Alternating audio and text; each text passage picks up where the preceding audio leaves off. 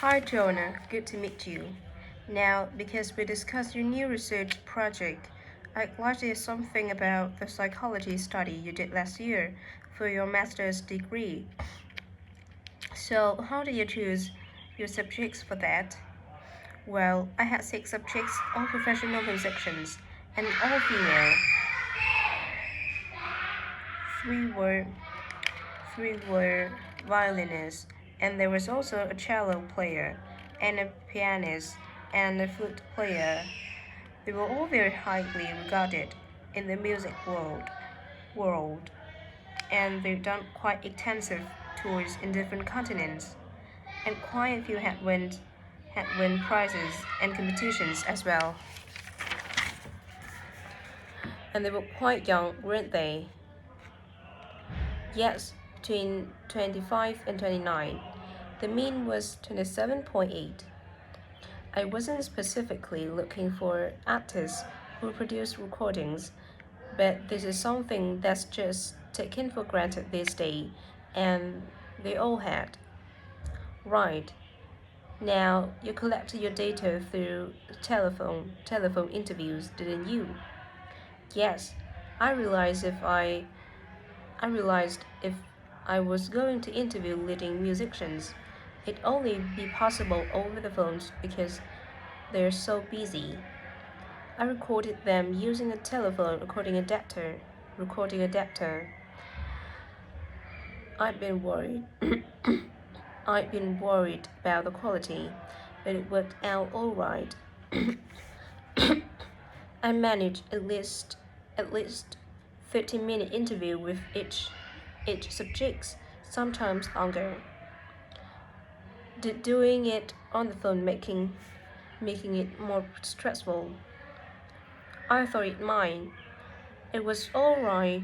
It was all quite informal though, and in fact, they seemed very keen to talk. And I don't think using the phone means I got less rich data, rather the opposite in fact. Interesting. And you were looking at how performers dress for concert performances. That's right. My research investigated the way players see their role as a musician and how this is linked to the type of clothing they decided to wear. But that focus didn't emerge immediately. When I started, I was more interested in trying to investigate the impact of what was worn on those listening, and also whether someone like a violinist might adopt a different style of clothing from, say, someone playing the flute or the trumpet. That's interesting. It's interesting that the choice of dress is up to individual, isn't it? Yes, you'd expect there to be rules about it in orchestras, but that's quite rare. You only had women performers in your study. Was that because male musicians are less worried about fashion? I think a lot of men are very much influenced by fashion, but in social terms, the choices they have are more limited.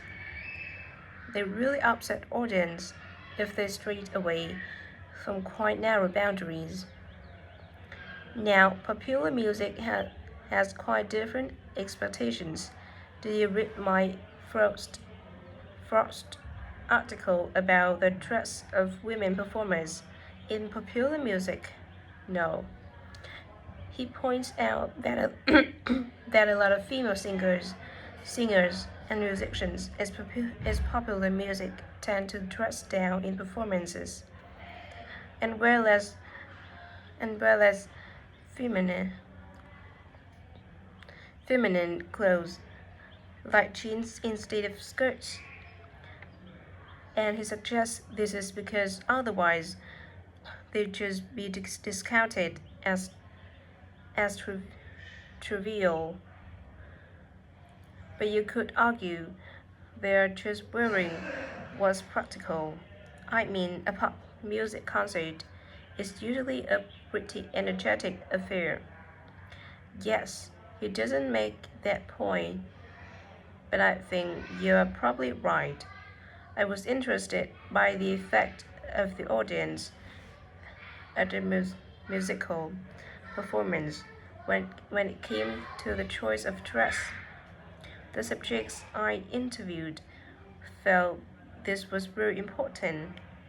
It's all to do with we understand by performance as a public event. They believed the audience had certain expectations, and it was up to them as performers to fulfill these expectations, to show a kind of esteem. They weren't afraid of looking as if they made an effort to look good. I think the past of audience would have would have had those expectations of one another too. But that's not really the case now. Not in the UK anyway. No. And I also got interested in what sports scientists are doing are doing too with regard to clothing. Musicians are quite vulnerable physically, aren't they? Because the movements they carry out are very intensive and were and repetitive. So I imagine some features of sports clothing could safeguard the players from the potentially dangerous effects of of this sort of thing. Yes, but musicians don't really consider it.